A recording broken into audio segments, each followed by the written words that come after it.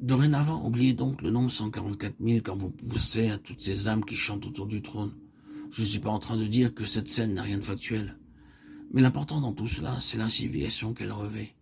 Dans l'éternité, notre degré de proximité par rapport à cette partie centrale dépendra uniquement de la mesure où nous aurons satisfait le cœur du Seigneur et où la croix aura accompli son œuvre, ou pour employer notre image, dans la mesure où nous aurons suivi l'agneau partout où il va.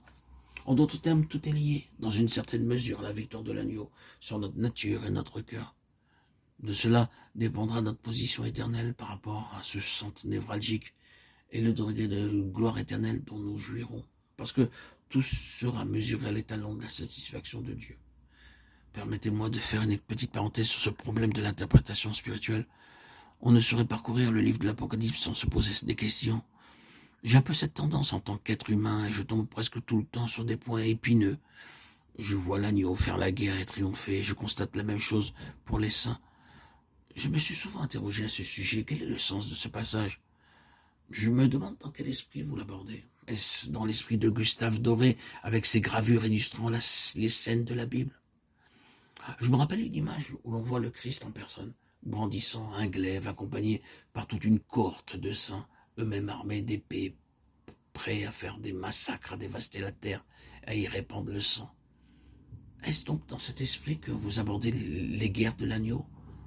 En était-il ainsi au premier jour de l'Église?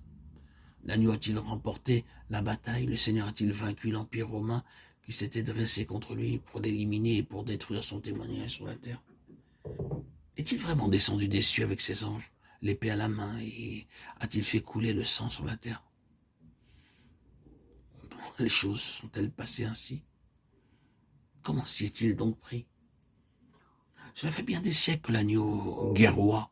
Quel spectacle désolant pour les nations qui se sont liguées contre lui et pour les peuples qui, à l'heure actuelle, leur emboîtent délibérément le pas.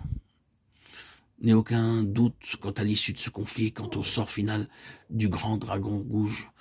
Cette expression a maintenant un sens bien précis, le grand dragon rouge.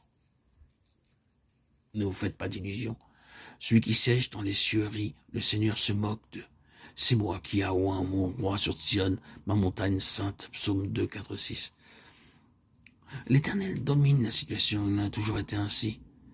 Si nous pouvions interpréter sous un angle spirituel l'histoire des nations et des royaumes depuis l'époque de Nebuchadnezzar, nous verrions les guerres menées par l'agneau œuvrant puissamment dans l'invisible pour anéantir l'ennemi.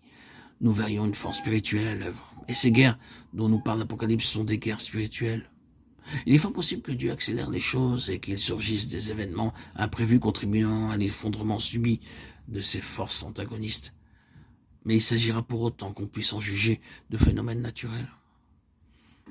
On pourra expliquer tel ou tel événement par un concours de circonstances, mais l'essentiel n'est pas là. Quand on a compris l'essentiel, on s'aperçoit qu'il s'agit des guerres de l'agneau. Voyez ce que je veux dire? Il est très important d'avoir une vision spirituelle du livre de l'Apocalypse.